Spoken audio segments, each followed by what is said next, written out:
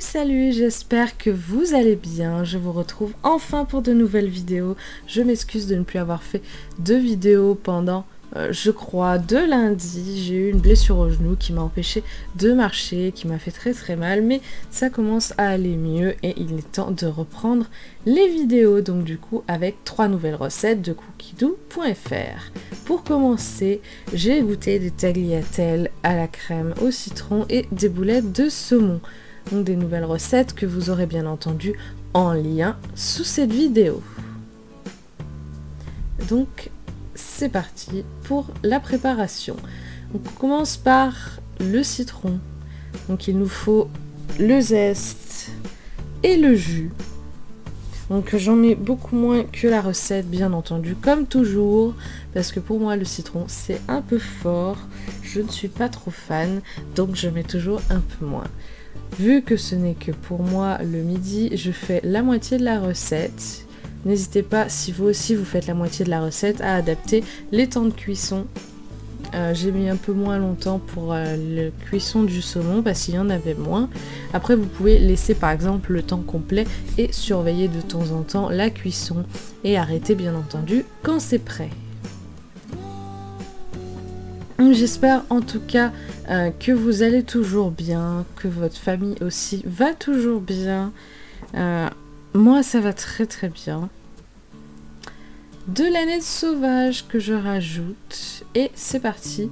Donc le saumon auquel j'ai enlevé la peau et j'ai coupé en cubes comme le souhaite la recette. Donc avant de mixer, assaisonnement bien entendu, un peu de sel, un peu de poivre. Et ensuite c'est parti pour faire du poisson mixé qui va nous servir ensuite pour les boulettes. Donc, ça fait pas beaucoup en quantité à première vue comme ça, mais c'était bien. C'était assez. Donc j'ai utilisé un peu plus de 250 g de saumon, donc pour 2 portions, ce qui est correct. Les pavés de saumon surgelés qu'on avait achetés étaient vraiment pas tous de la même taille. C'est pour ça que j'ai dû en mettre 3 pour faire la bonne quantité. Donc on prépare les boulettes qu'on met du coup sur le plateau vapeur du Varoma. À peu près tout de la même taille. Alors ce qui est un peu embêtant dans ce genre de recette, c'est que il ne donne pas d'indice de taille. Ils disent faire des boulettes, mais ils ne donnent pas de taille. Par exemple, quand on fait des brioches, ils demandent de faire des boulettes, quand on fait des cookies aussi, ils demandent de faire des boulettes, mais ils donnent un indice de taille. Ils disent environ 8 cm, ou par exemple les brioches, vous savez que vous devez en faire une certaine quantité, donc vous séparez la pâte de façon à avoir la bonne quantité. Là dans ce genre de recette il n'y a pas d'indication de quantité ni de taille, du coup vous ne savez pas, j'ai fait à peu près la taille que j'avais envie et c'est passé un nombre pair, c'est parfait. Mais du coup faites-les vraiment à la taille que vous voulez, que vous souhaitez vous, parce qu'il n'y a aucune indication. Donc ensuite on va préparer les pâtes, donc les tagliatelles, un peu d'eau et de la crème directement à l'intérieur. Donc normalement il faut de la crème 30%, j'ai mis de la 12% parce que je préfère mettre de l'allégé quand ce n'est pas pour des desserts, quand c'est vraiment pour des plats salés. Je préfère mettre de l'allégé, c'est meilleur pour la santé. C'est pas light, hein, c'est-à-dire il n'y a pas des produits tout ça pour réduire la matière grasse. Non, c'est bien juste réduire matière grasse, il n'y a pas de produits chimiques, tout ça. Donc on cuit les tagliatelles, toujours un peu de sel, un peu de poivre et on va rajouter le saumon pour venir cuire les deux en un. Donc, par exemple ça c'est une bonne idée de choses qu'on peut cuire par exemple pour un plat complet, des pâtes et au-dessus du poisson à la vapeur. C'est vrai que les pâtes ça cuit une dizaine de minutes voire un peu moins et ça suffit largement à des pavés de saumon pour être prêt. Donc c'est une association même sans recette qu'on peut faire largement pour un plat complet rapide, hein, des pavés de saumon, des pâtes, pouf, et vous avez un repas complet rapidement que vous pouvez bien sûr rajouter comme moi un petit peu de crudité ou vous pouvez mettre aussi en dessous du saumon un légume qui se cuit en quelques minutes. Comme par exemple des épinards, réduire un peu des épinards même s'ils n'auront pas vraiment beaucoup réduit. Mais ce sont toutes de bonnes idées. J'aime bien vous proposer ces petites vidéos de 3 nouvelles recettes de cookiedoo.fr parce que ça vous permet de découvrir les nouvelles recettes que cookiedoo.fr nous propose. Alors je sais que tout le monde ne sait pas bien naviguer et se repérer sur ce site. Tout le monde n'est pas à l'aise avec les sites internet, avec les onglets, avec les pages, etc. C'est pour ça que je vous propose tous les mois maintenant de découvrir 3 nouvelles recettes, ou tous les 2 mois je crois. Faut que je regarde, mais souvent je vous propose du coup de découvrir des nouvelles recettes. Moi ça me fait très plaisir en tout cas de tester des choses que je ne connais pas, des associations que je n'ai pas testées, et voilà, ça permet de voir ce qu'on aime, ce qu'on n'aime pas, et de mettre de côté des choses qui peuvent être bonnes pour plus tard, pour les refaire quand on a de la famille ou des amis en visite. Donc voilà, j'agrémente du coup ce plat de carottes râpées. Donc je sépare en deux pour en avoir pour 2 midis. Je rajoute un petit peu d'aneth par-dessus, sans oublier un petit peu bien sûr de vinaigrette sur les carottes râpées. Et voilà, un plat complet. Et c'est parti pour la suite, pour cette recette donc de lasagne au poireau et de béchamel à la tomate et au fromage. Nous aurons besoin du Thermomix Friend. Donc comme vous l'avez vu sur la miniature, j'ai mis 2 onglets de Thermomix, 2 icônes de Thermomix. Quand vous verrez ça dans des vidéos, sur des miniatures, cela signifie que j'utilise le Thermomix Friend. Donc 2 Thermomix, 2 bols, c'est pour signifier 2 bols. Voilà. Donc c'est parti pour mon tout premier test de Thermomix Friend qui s'est pas trop mal passé. Donc déjà j'ai réussi à les connecter via le Bluetooth, via les paramètres du Thermomix. C'était simple, c'était vraiment très simple. Paramètres, Bluetooth, oui, connecter le Bluetooth à un appareil détecté, on clique sur le Friend et pouf, voilà, ça les connecte. Il y a eu directement une mise à jour qui s'est fait, donc c'était très bien. Donc là je passe les étapes de la recette tout simplement parce qu'il me demande de mixer de l'emmental. Moi j'ai directement de l'emmental râpé, donc je n'ai pas besoin de le mixer, c'est déjà tout fait. Donc la recette c'est des lasagnes aux poireaux. Donc on va commencer déjà par mixer les poireaux, ce qui est très important. Donc j'ai essayé de tester l'association Thermomix et Thermomix Friend hors recette et j'ai eu des petits soucis. Donc par exemple j'ai essayé de cuire ma compote de pommes sur le Friend pendant que je voulais faire de la pâte à pancake de l'autre côté et ça n'a pas lancé. Donc le Friend n'a pas voulu se lancer, ça m'a mis un logo d'erreur. Donc j'ai regardé après plus tard sur le magazine qu'il y avait avec le Thermomix Friend les logos d'erreur, qu'est-ce qui signifiait, et en fait ça voulait simplement dire que les morceaux à l'intérieur étaient trop gros pour que l'hélice tourne. Donc ça veut dire vraiment que le Thermomix Friend doit vraiment être fait pour des choses mixées et vraiment très petites, parce que comme vous voyez le socle en dessous est vraiment très petit, donc il n'y a pas autant de puissance que le Thermomix pour faire tourner les hélices. Il ne tourne que vitesse 2 et en plus le moteur est beaucoup moins puissant, ce qui signifie que en gros j'ai coupé mes pommes en quartiers, ensuite j'ai coupé chaque quartier en 4 et c'était des morceaux beaucoup trop gros pour que ça puisse tourner. Donc il faut vraiment que ce soit des choses hachées ou liquides qu'on fait avec le Friend. Faut pas, par exemple, vous pouvez pas remuer des légumes en cubes, en gros cubes, ça tournera jamais en fait.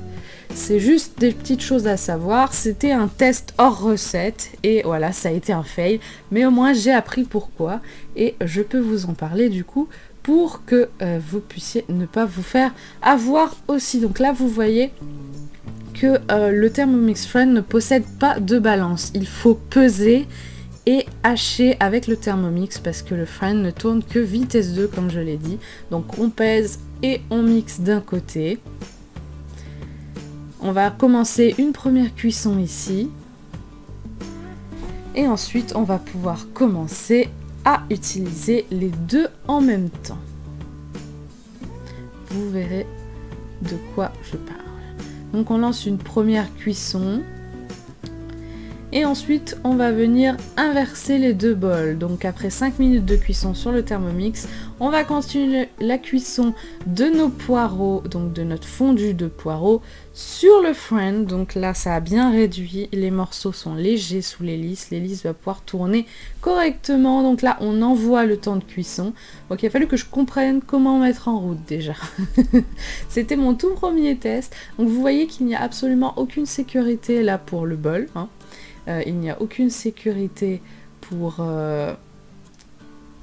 vous pouvez ouvrir le bol en cuisson, etc. Il a fallu que je comprenne comment on fait. Voilà, il suffit de tourner le bouton pour lancer la cuisson. Donc pendant que les poireaux continuent de cuire, dans le Thermomix, nous allons préparer bien entendu la béchamel. Voilà, donc la béchamel à la tomate. Donc on va venir faire fondre du beurre, bien entendu, comme toute béchamel. J'essaierai si je peux, si j'ai l'occasion, par exemple lors d'un grand repas de famille, lors d'un anniversaire, etc. ou lors d'une fête particulière, si j'ai l'occasion de vous faire une recette, plutôt une vidéo entière sur le Thermomix Friend pour vous montrer comment il marche exactement, je le ferai, même si je ne pense pas que pour l'instant avec le couvre-feu, le confinement, etc. je puisse le faire parce que les grands repas de famille malheureusement doivent être évités, ce qui fait qu'il n'y aura vraiment que de petites occasions de l'utiliser, mais ce sont des petites occasions que je n'hésiterai pas à saisir et à partager avec vous, bien entendu. Donc le fait d'avoir testé, ça me permet maintenant de pouvoir en parler un peu mieux. Je trouve ça vraiment un peu dommage qu'il y a un moteur aussi faible. En même temps, vu la taille du socle, c'est évident que ça n'allait pas avoir la même puissance que le Thermomix, qui a vraiment un socle vraiment énorme, gros, avec un gros moteur. Question cuisson, il est vraiment très très discret. On n'entend quasiment aucun bruit de cuisson. C'est vraiment extrêmement silencieux par rapport au Thermomix et ça permet de faire beaucoup de choses. Alors bien entendu, comme vous l'avez compris, on ne peut pas tout faire avec le Friend, hein. Il n'y a pas la puissance de moteur pour par exemple remuer des gros morceaux. C'est pour ça que dans le magazine, il conseille par exemple d'utiliser le Friend pour par exemple faire des cuissons vapeur, cuire des sauces ou des choses comme ça vraiment légères. Rapide, fluide, pendant que vous faites autre chose de l'autre côté.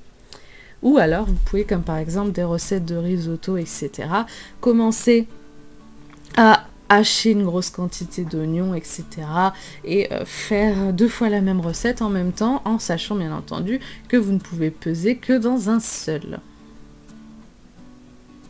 Mais ce sont des recettes, bien entendu, à tester, à essayer.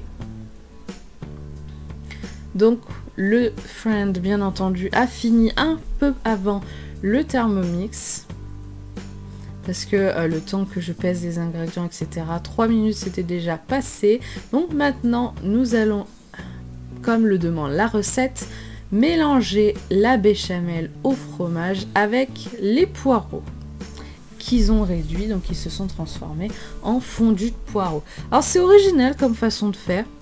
C'est vrai qu'en général, les lasagnes, on alterne couche de légumes ou de bolognaise avec couche de béchamel. Là, ils mélangent carrément les deux. Mais croyez-moi, c'était toujours aussi bon.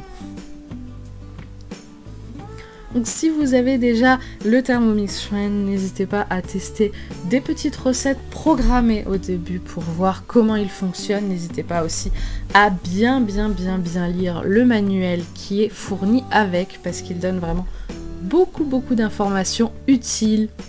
Il donne beaucoup de choses sur lesquelles on peut faire, etc. Il y a aussi quelques recettes. Les recettes qu'il y a sont les mêmes que sur Cookidoo, du coup. C'est vraiment, je pense au début, un bon exercice de faire des recettes guidées, au moins 2 ou 3, avant de tester des recettes sans guide. Donc une fois qu'on a fait notre petit mélange, on va pouvoir monter les lasagnes avant de mettre ça au four. Donc c'est parti. Rien de plus simple, on commence par une plaque de lasagne. J'ai voulu suivre la recette comme je fais tout le temps pour les premières expériences, mais j'aurais dû suivre mon instinct et mettre un tout petit peu de sauce au fond, parce que c'est vrai que du coup le dessous de la plaque n'était pas très bien cuite. C'était pas dur, mais c'était pas très bien cuit.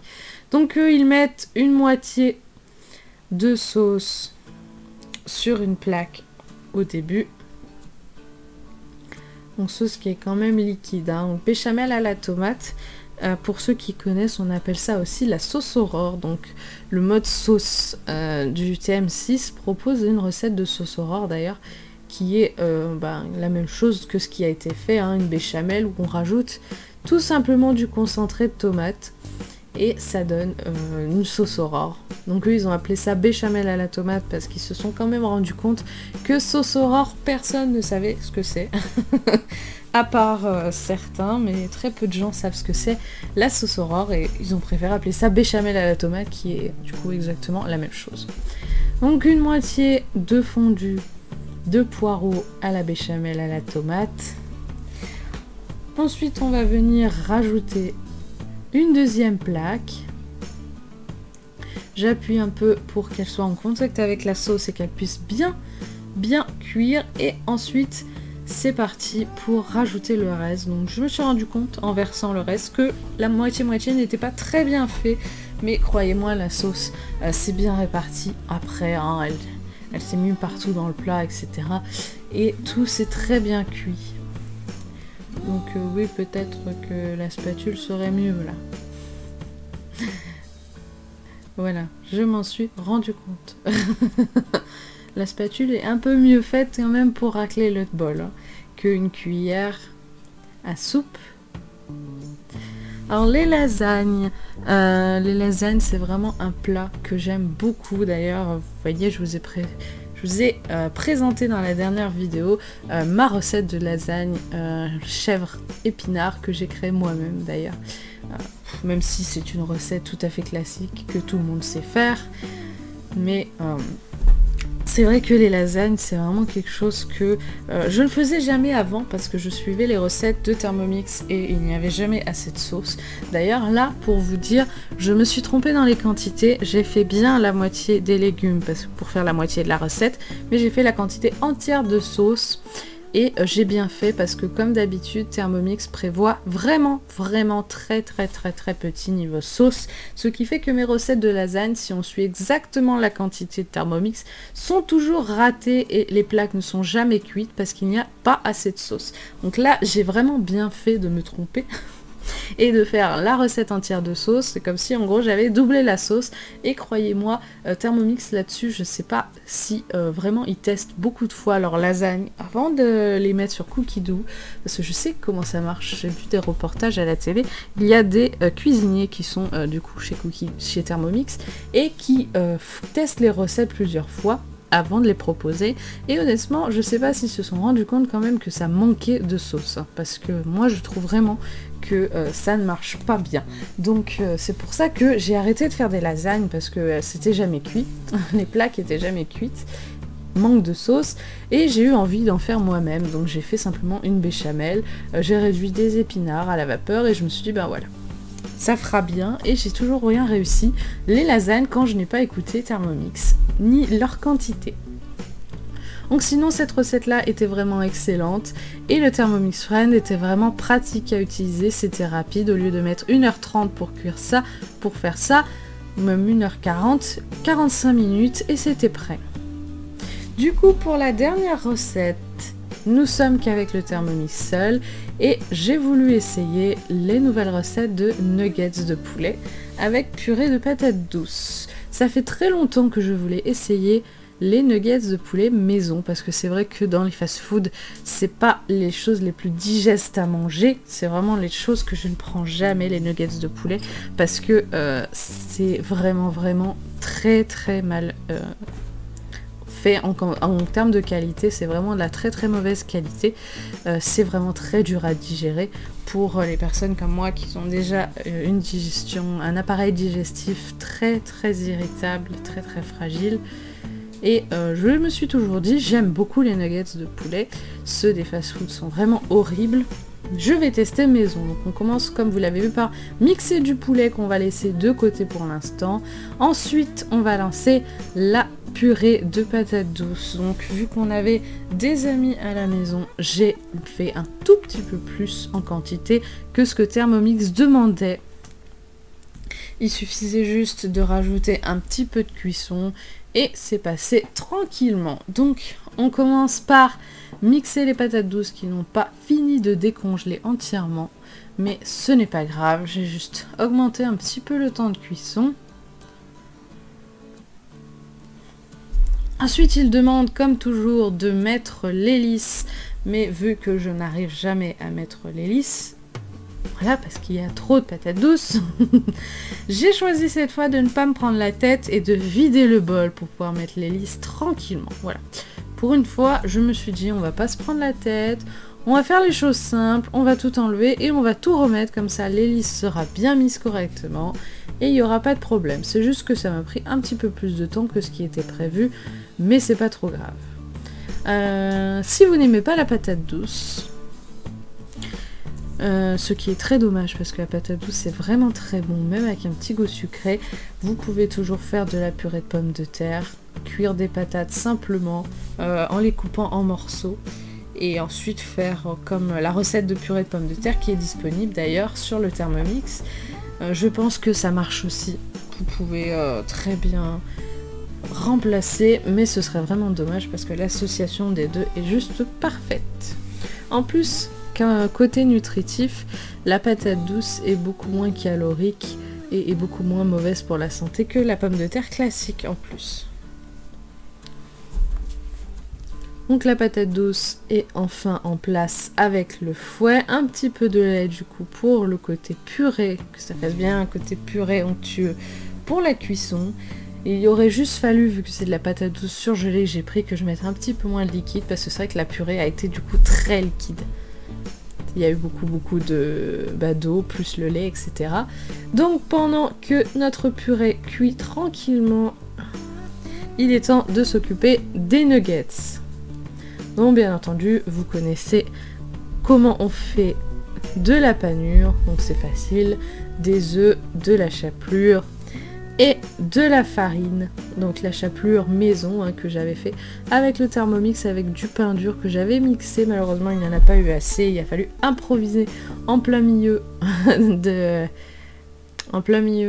façonnage des nuggets. Il a fallu concasser des biscottes parce que j'en ai pas eu assez. Donc on commence par prendre une certaine quantité de poulet. Donc là encore, la recette, aucune indication de quelle quantité il faut prendre, de quelle taille doivent avoir les boules. Il dit juste de faire des boules, de les aplatir légèrement pour donner une forme de nuggets et ensuite de les tremper dans la farine, dans les œufs battus et ensuite dans la chapelure. Voilà.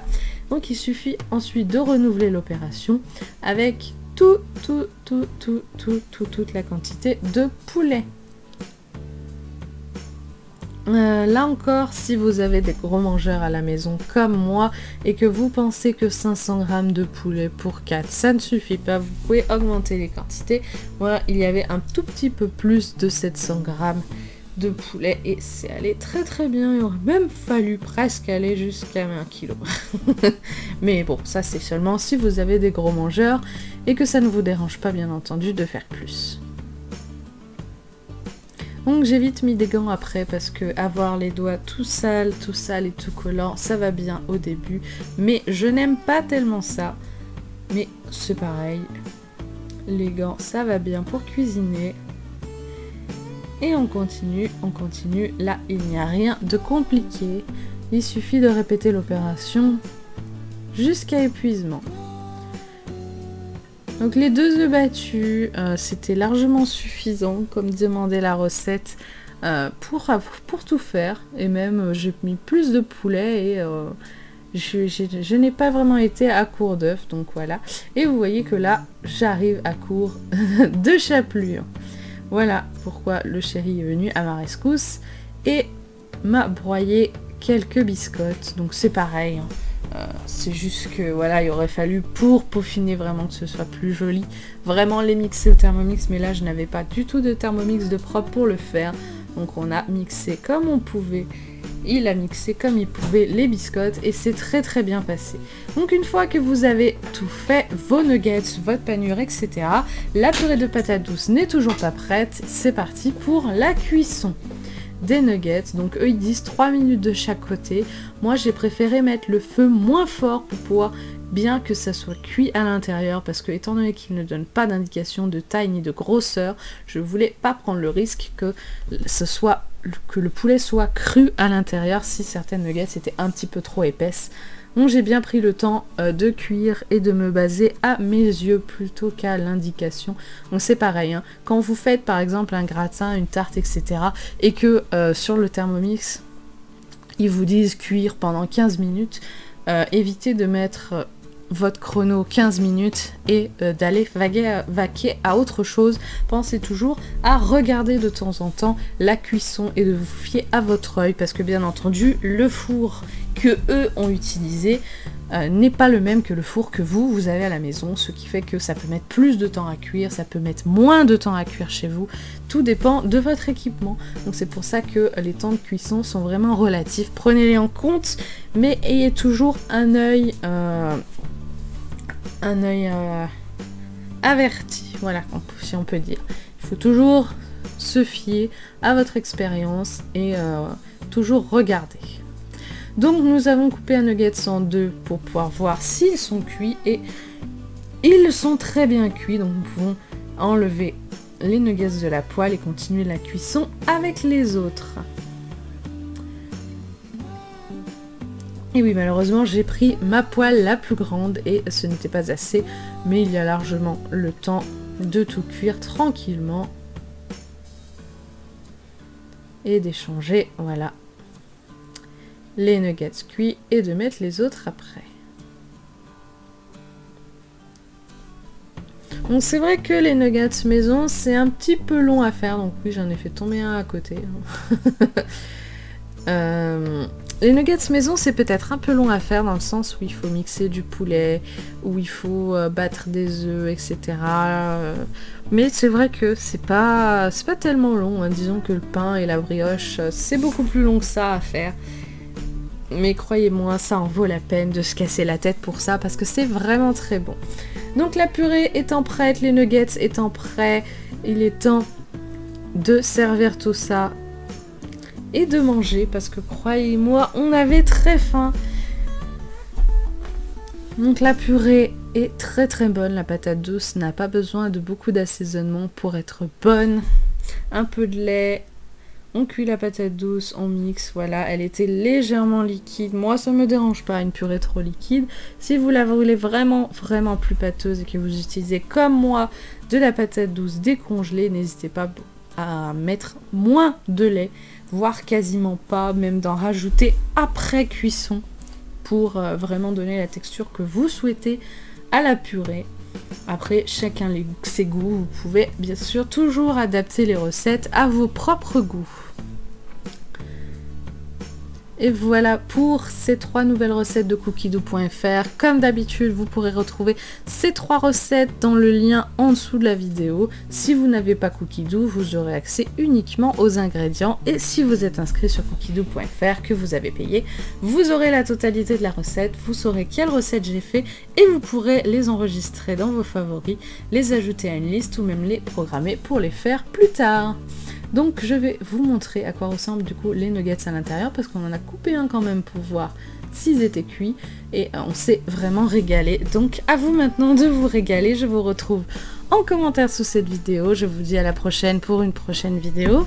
Salut tout le monde, prenez bien soin de vous, prenez bien soin de votre famille, de vos amis et régalez-vous bien.